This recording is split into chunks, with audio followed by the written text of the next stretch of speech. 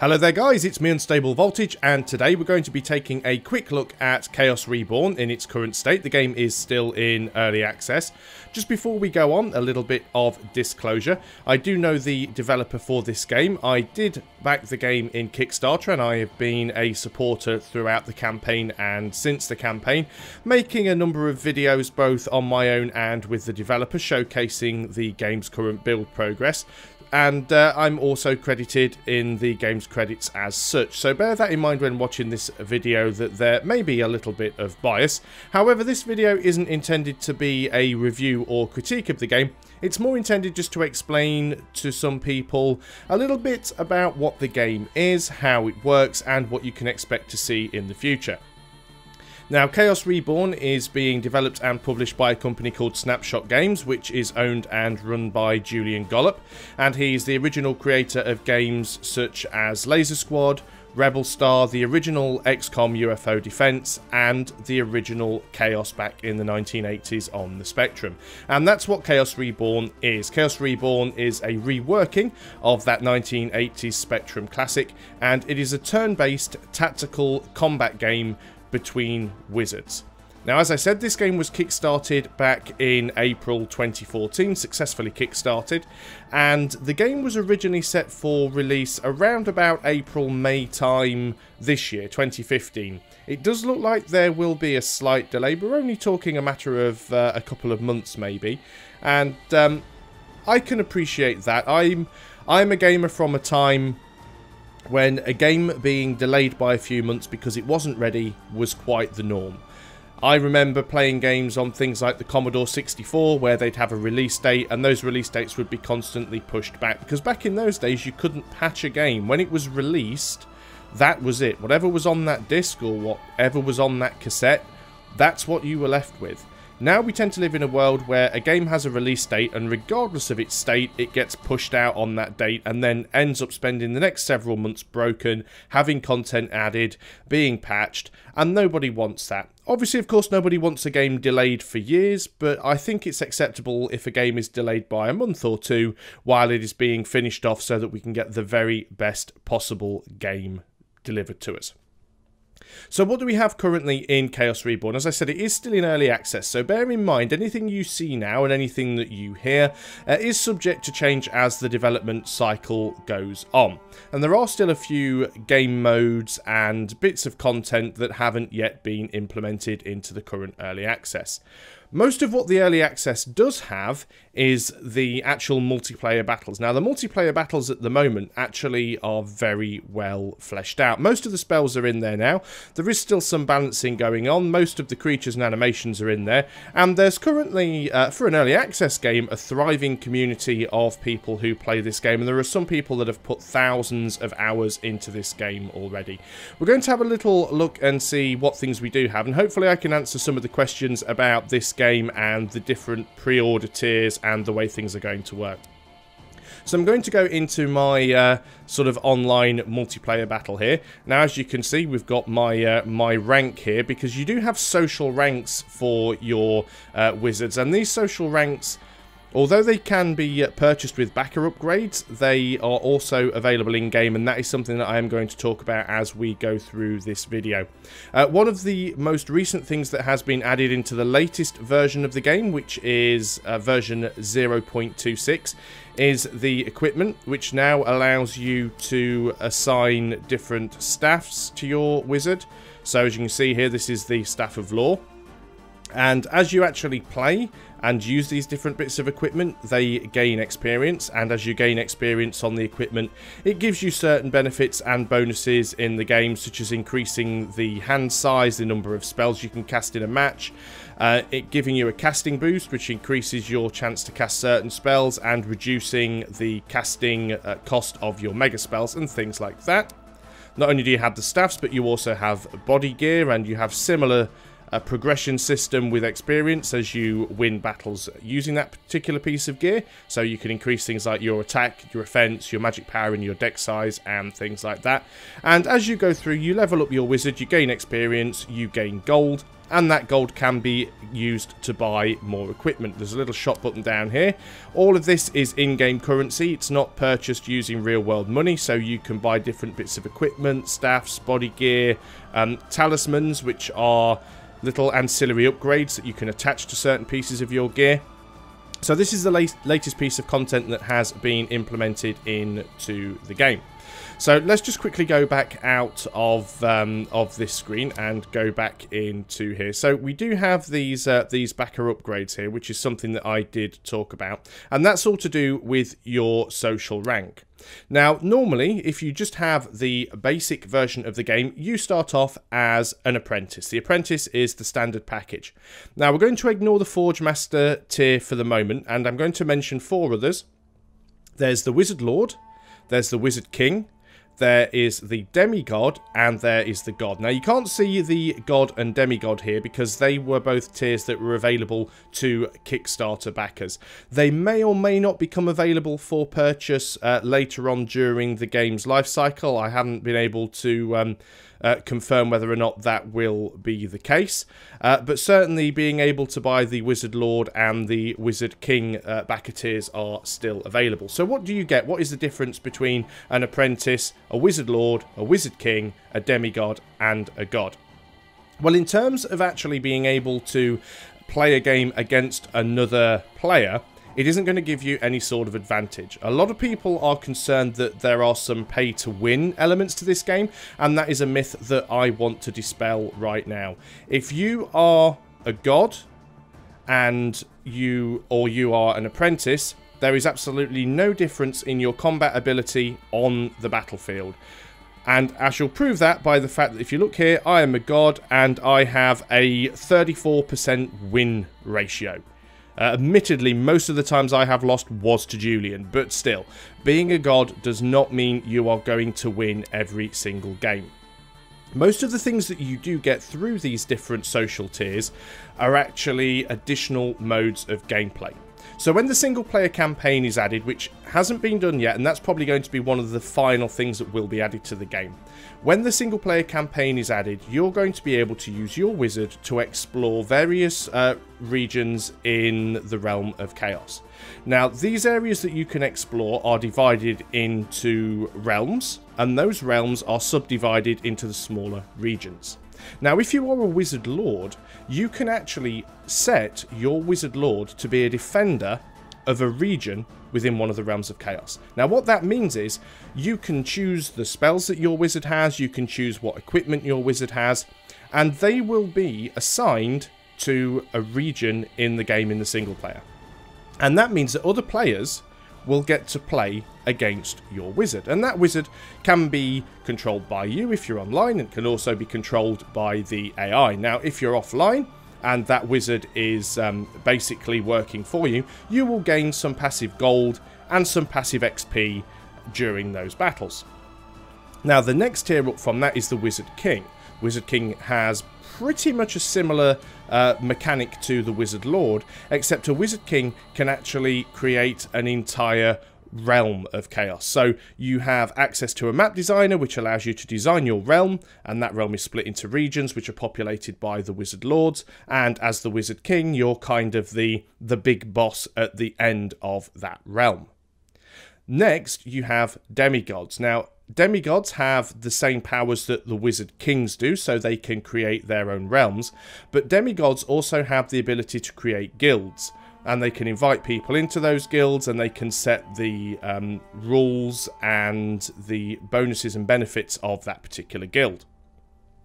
Up from the demigods, you have the gods. The gods are the top tier in the social ranks, and the gods have the same powers as the demigods and the Wizard Kings, but the gods can also bestow blessings upon individual wizards, and they can also bestow blessings on entire guilds as well. So it does give you some extra things that you can do within the game, but when it actually comes to the combat element, it doesn't really make any difference. It doesn't make you any stronger by going to the higher tiers. Now, all of these tiers are available in-game, so you can buy the apprentice level, and you can work your way up to a wizard lord, a wizard king, a demigod, or even a god. All of those social ranks you can achieve through gameplay. Now, in order to maintain those ranks, you will need to continue playing. If you don't play for a long time, or you lose a lot of games, it is possible to slip down in rank. So you do have to play to maintain your rank. One of the advantages of purchasing these ranks is if you purchase that rank, you stay at that rank. You can never drop below. So for example, if you purchase the Wizard King rank, you can still work your way up to a demigod and a god, but you could also potentially be demoted to a demigod and demoted to a Wizard King, but you'd never be able to be demoted to a Wizard Lord or an Apprentice. You can never go below the tier for which you paid. And I think that is a fair way of doing it. I know some people have sort of complained about that, but there are a lot of games that I see in early access and betas these days where you pay for something as a backer and you can lose it. And I don't think that's right. I think if you pay for something as a backer, you should always have access to that thing. So that's why that's in there. There are a couple of different things that you do get if you do pay for these particular social ranks as opposed to earning them in-game. And most of those are things like creature skins and auras. So those are things that are just cosmetic. So if you pay for these backer levels, you'll get some cosmetic rewards. But of course, as I said, they are purely cosmetic and don't really change the gameplay in any way, shape or form. Now, one thing that I haven't talked about is the Forge Master backer. Now, the Forge Master is basically the same as an apprentice, but you have access to an equipment creator, and that equipment creator allows you to create 3 pieces of personalized equipment for use in the game. Now again, that's another thing where people have said that it sounds like pay to win. I urge you to reconsider. It isn't, because what happens is when you create a piece of gear, first of all, it's going to be based on a point distribution system, so you won't be able to just go and make some completely ridiculous and overpowered gear set. You do have to spend a limited number of points and sort of balance out what you do. But any piece of gear that you create with the Forge Master is available to all other players in the game. Now, of course, they won't start with it. It's something that they will have to find on their travels throughout the realms of chaos. But it means that a player cannot create something that is completely overpowered and be the only one who has access to it. So it's a nice way for a player to be able to create something in the game that is named after something they like. It's named after their god. I believe one of the backers is even naming the 3 pieces of gear after his 3 children. So there's some very interesting ideas being thrown around in there, but it doesn't give one player any significant advantage. So that's going to be the sort of single player element that's in there. Now, there is, of course, the multiplayer battle where we can go ahead and play online against other players. There are quite a few people playing at the moment. Again, bear in mind that the game is still only in early access, so there's not as many people playing as there will be when the game is launched, but there is still quite an active community at the moment. You have quite a lot of options. There are ranked and friendly matches, which use a standardized rule set. Obviously, ranked count towards your global rankings and friendlies don't.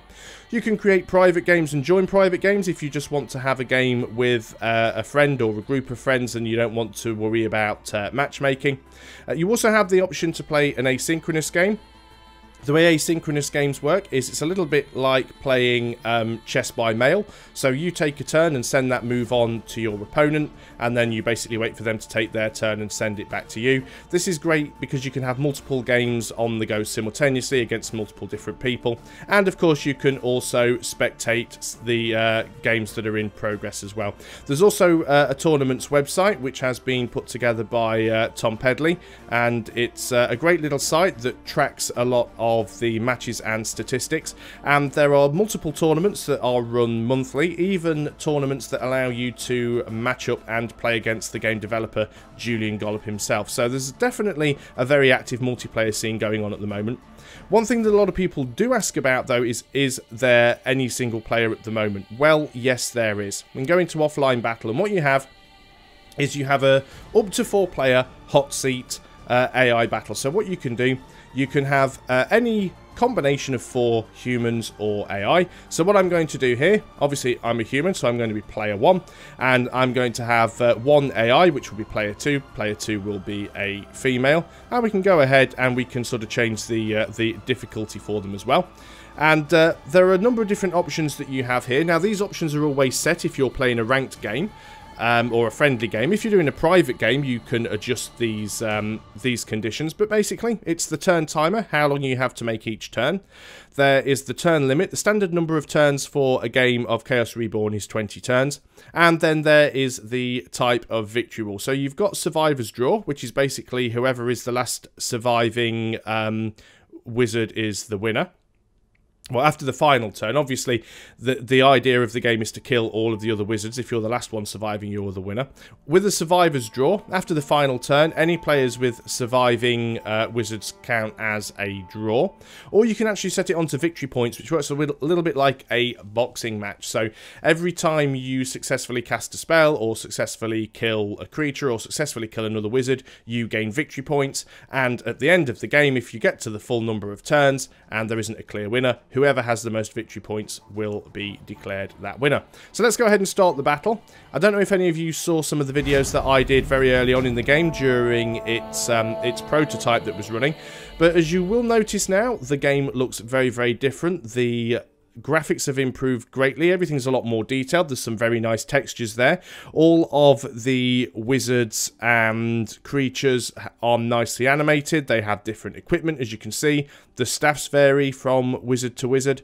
The body gear varies from wizard to wizard. Now, if you're playing this sort of hot seat game, you just pick a wizard and your staff and your gear are sort of, at the moment in this current version of the game, decided for you automatically and randomly. So how does the game work? Well, basically what you have is on every turn you have a series of spells in which you can cast, and you have various actions you can take. So your wizard can, in a single turn, move, cast a spell, and attack if they have the ability to do so. You only have a limited hand of spells that you can cast to begin with. You do have a deck which has some extra spells in there. You've also got your staff. Your staff gives you various bonuses in battle, and it also allows you to conjure a mega spell, providing you have enough mana points in order to be able to do so.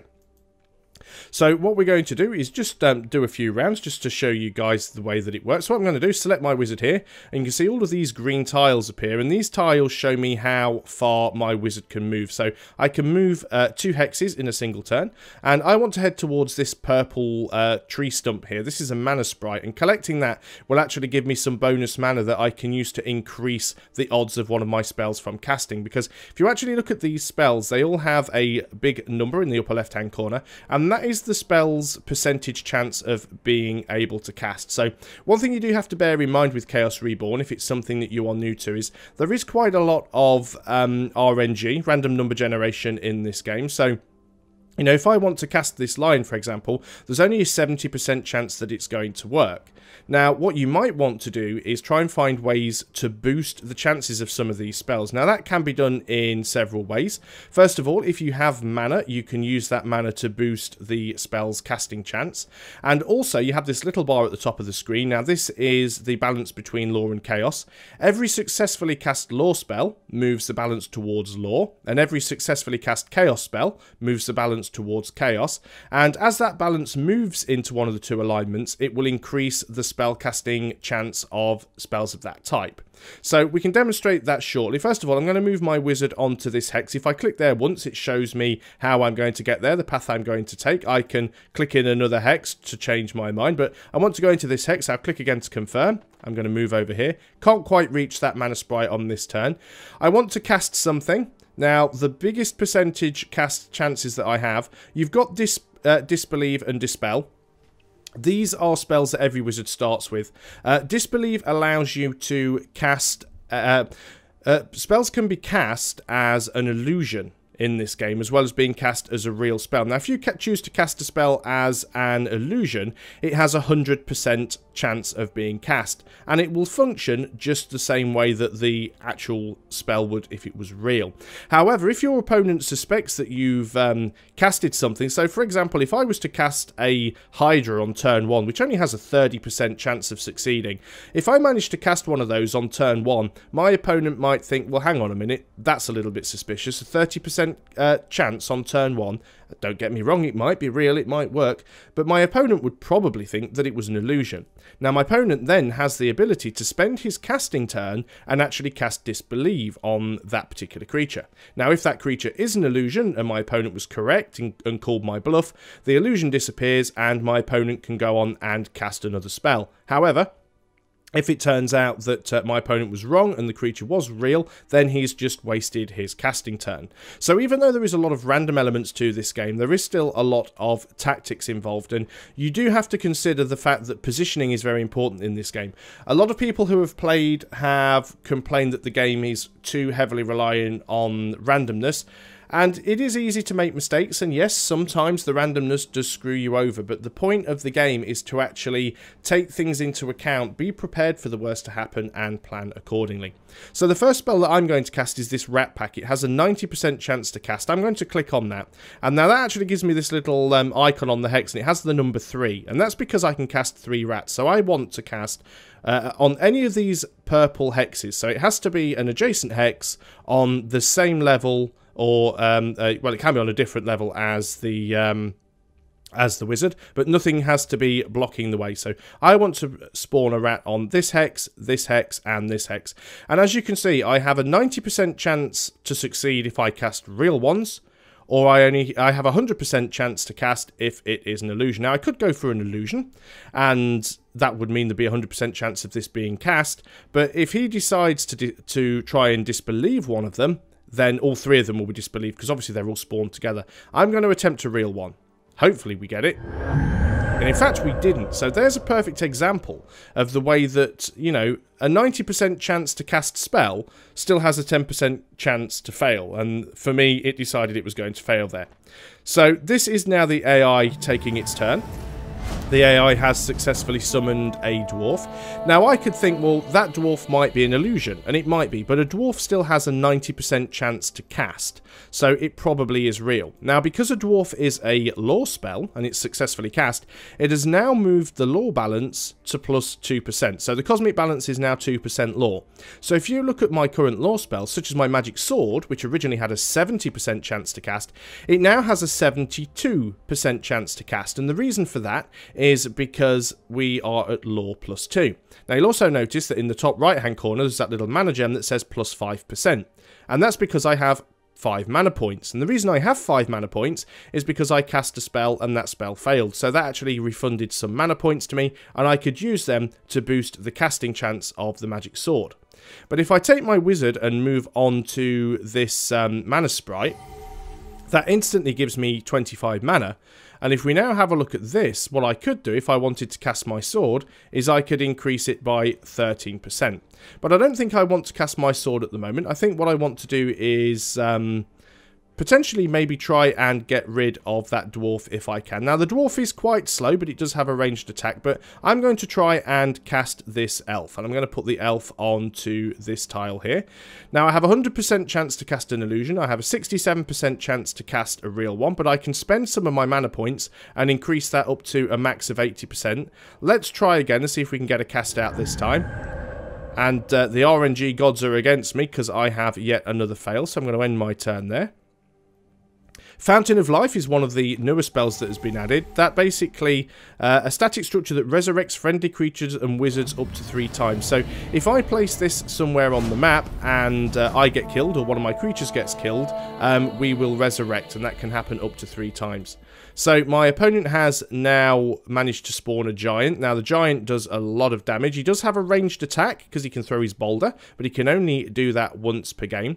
Now things could be getting a little bit dangerous for me now. I do have to be careful. What I could do with is getting a mount. Now some creatures are rideable.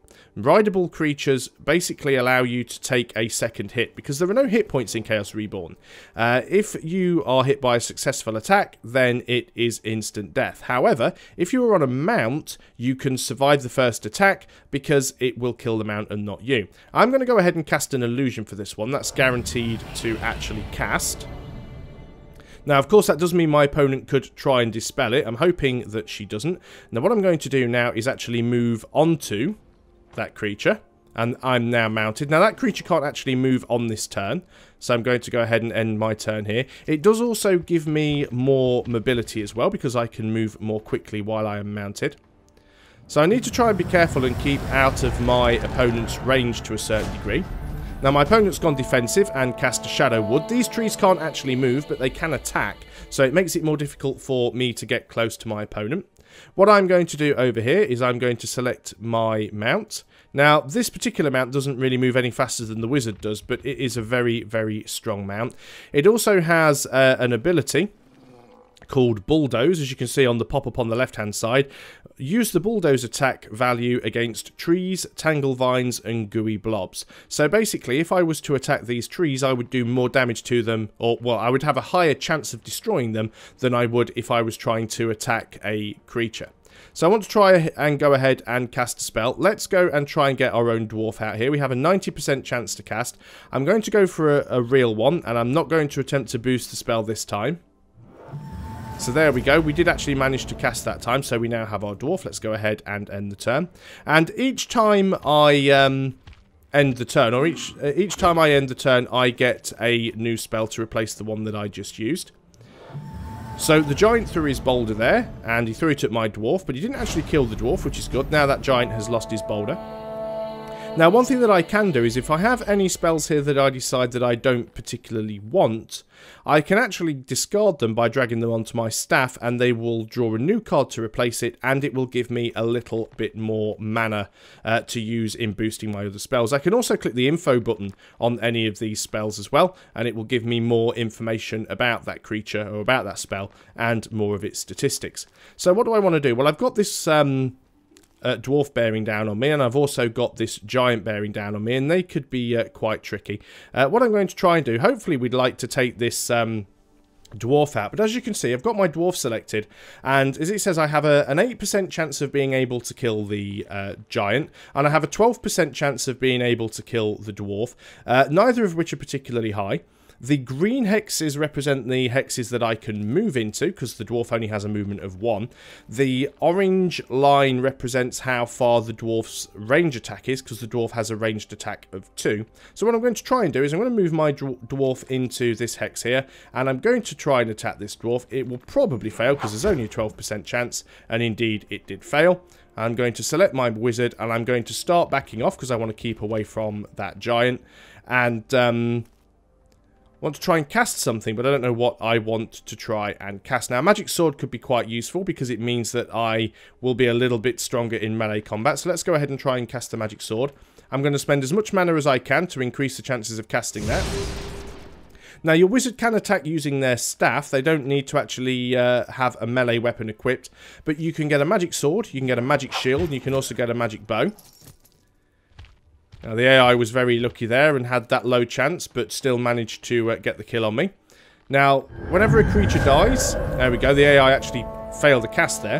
When a creature dies, it leaves a gravestone on the ground. These can be resurrected by certain spells. Now, I've got to be really, really careful here because I don't want to be killed by any of these creatures, really. So what I'm going to do is I'm going to back off a little bit towards the corner, and I'm going to once again attempt to cast a I'm going to cast it there, actually. Going to cast it here. And we're going to go cast an elf. And this time I'm going to cast it as an illusion because I definitely want to make sure that I get the cast this time. I'm going to end the turn there because I can't actually move. Now I've got a subversion spell. Now subversion is very, very useful because subversion actually allows you to take control of an enemy creature. Now this allows me to demonstrate the way that certain spells work. So as you can see, this subversion has a 75% chance of casting. But if you actually look at the number that appears below the giant's feet, it says 49%. The reason for that is the spell has a 75% chance that it is going to cast, but if it does cast, it will have a different percentage chance to work on various different creatures, depending on what their magical strength is. If we select my elf here, you can see I only have an 8 to 17% chance of killing the giant. The reason there's a range there is because some creatures can attack in melee and range, and obviously normally your melee, well, depending on the type of creature, your one attack may be stronger than the other. We could also go up here and get a height advantage. Now that means I have the full 17% chance. So taking the height advantage gives me a better chance. I'm going to go ahead and try and kill the other elf because I've got the highest chance of doing that. It was 50-50 near enough, but I didn't quite get it. I'm going to move away again slightly from the giant. I can't get too far away from him, to be quite honest, but I'm going to move over here. I'm going to go ahead and attempt the subversion on the giant. Now, I can use my mana to increase the chance that the spell will cast. So I've got an 85% chance that the spell will work, and the spell does work, but only a 49% chance that it will actually subvert the giant. But it did. So that giant is now mine. You can tell because the coloured circle around his feet has changed. So let's go ahead and end the turn. I've now drawn an eagle from the deck. Now, you do only have a limited number of cards in your deck, so you can't just keep burning cards forever to gain mana. And you do get diminishing returns. So the first spell that you discard will give you 10 mana, the second will give you 9, the third will give you 8, and so on. So I'm just going to take my giant here. We'll attack this dwarf because he's standing right next to us, and we do manage to get the kill. Now, you can attack and move, or you can move and attack. So this does mean that I can start to move my giant a little bit further forwards. Obviously, I'm still at risk of being killed by this elf here. So I'm going to go ahead and move my elf onto the high ground, which gives me an even higher chance of being able to get the kill. And there we go. We've gone and killed the elf. And what I'm going to do is move my wizard forwards. I am going to attempt to cast the eagle. I want a real one, so I'll use my mana and try and cast. 90% chance. And we were successful this time. So let's go ahead and hit the end turn button. Got the teleport spell now. That is a new spell that was added in one of the recent updates. So the enemy wizard has summoned a rat pack. Now the teleport spell. The casting wizard can instantly teleport to any space that is a valid place for a wizard to be. Attacking or moving is not possible immediately after a teleport. So I could teleport directly next to the enemy wizard. The problem is I can't actually attack on that turn if I do so. So it would be a little bit silly.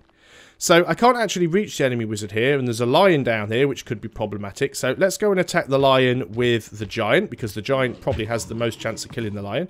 And he does, in fact, actually succeed.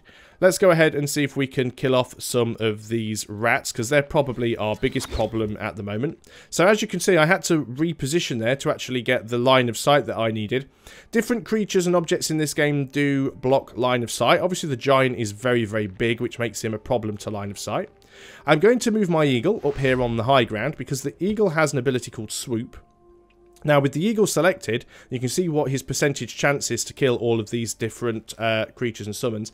If I click the info button up here in the top right-hand corner, you can actually see that he has this swoop ability. So, gain an attack bonus for attacking after moving from a height, depending on how many levels higher the creature is than the target. Plus 10 or plus 20. So, if I was to be on the highest level, like I am here, and attack something on the lowest level, I would get a plus 20 bonus to my attack. So I still have the ability to move. And I think I'm going to move over in this direction. I think I should be safe from the enemy wizard. Let's go ahead and end the turn here. Now it says not all of my creatures have moved or attacked. Your mounts do have an attack as well. So sometimes you will get notifications saying that you haven't taken a particular move. I do have a spell to cast on this turn though. What do I want to cast? What would be the most useful thing for me? I think I might try and get rid of that mount. Let's burn that card. That gives us a vampire. Vampires are very, very good. If we could get one of those, it would be fantastic. We could cast an illusion, which would be guaranteed. So let's go ahead and cast an illusion. Although it does have a very low chance of being cast, so it's quite possible that my opponent could suspect it's a ruse and may attempt a disbelieve. But the good thing about vampires is they're an undead creature. Now, undead creatures can only be killed by magic or by other undead. And every time the vampire successfully attacks a creature, it will gain some additional attack power. I didn't try and dispel my vampire, which is very, very nice. Can I reach the enemy wizard is the question here. No, not quite. I could potentially try and swoop in with my eagle, but I can't really get in to do any damage. So my elf is currently engaged to this rat here. So what I'm going to do is use my elf to attack the rat. Now that was actually a melee attack because we were standing right next to them. I'm going to use my vampire here and try and kill a couple of creatures, because using the vampire to kill creatures, as I said, gives me a permanent attack buff.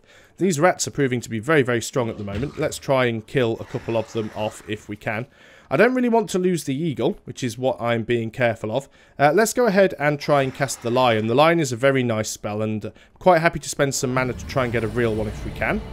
So there we go. Now I could move my eagle. Now, eagles can't collect, or creatures can't collect mana sprites. Only an unmounted wizard can collect mana sprites. I don't want my eagle being attacked by the rat. Now, that rat can't reach me because I am too high up as far as level is concerned. I could move over here. That would put me right next to the enemy wizard. That is a little bit of a dangerous move to make, so I'm not going to make it. I'm going to go ahead and end the turn. So the enemy wizard tries to attack my giant with his dwarf and fails. Successfully manages to kill my elf illusion. Successfully manages to kill my eagle. That was quite an unlucky number of turns. And now the enemy wizard has got a lion of his own. Let's go ahead and try and kill that dwarf if we can. Successfully killed the dwarf. Let's go ahead and use the vampire to try and attack that lion if at all possible. Now the lion can't kill my vampire because the lion isn't undead. Let's go ahead and move the giant in a little bit closer. Let's go ahead and move our lion in, and we'll see if we can take out another one of these rats as we go. I'm going to move in a little bit closer with my own wizard. Now, doing all of this could be very, very dangerous. Let's go ahead and see if we can teleport a hydra. Only got a 34% chance of getting a real one. Let's go for an illusion. Our opponent will probably realise that it's going to be a ruse and may well attempt to dispel it. There goes our lion. The rat didn't manage to kill the giant though, which is good. Now then, the enemy wizard looks like he's using a teleport spell. Well, very, very clever. Needed to try and find a way of getting away from my vampire. Now, my vampire can't actually reach the wizard anymore, so let's go ahead and try and kill his lion again. But that's probably a very good spot to end the video. This was only really designed to show you a little bit of how the game works and how it plays, and hopefully answer some of the questions about the game's development and the modes and features that are yet to be added that I know a lot of you have been waiting for and a lot of you have been asking about. Currently, on the date of this video, this week of the 6th of April 2015, the game is currently on a 25% discount over on Steam, so if you want to pick it up and get it at a cheaper price, now is a very good time to do that. Again, remember, as I said, it is still in early access, so it isn't finished yet. There are still some features missing, and some of the things that you will have seen in this video will potentially change before the game is released. But that's Chaos Reborn by Snapshot Games. Go and check it out. Thanks a lot for watching, guys. I've been Unstable Voltage. I'll see you next time. Until then, goodbye for now.